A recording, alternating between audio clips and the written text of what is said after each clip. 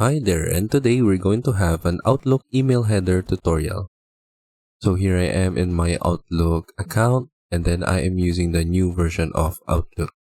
So if you want to see the email header or the internet header of your email, so this contains all of the metadata like the name or the server and so on and so forth. So if you want to do that, you can only see it if you are using the classic version of Outlook, because if you are using the new version, you don't have that feature anymore. So I have my classic Outlook open right here, and I already have an email open, so you can see the internet header.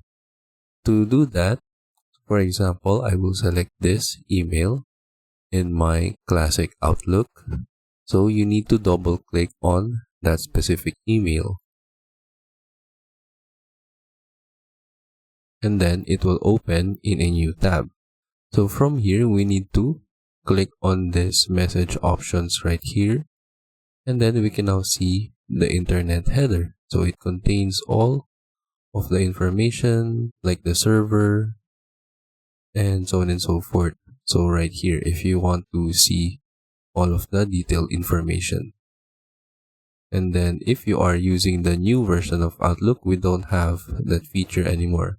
So for example, if I open an email, we don't really have that option right here. Even if I open some other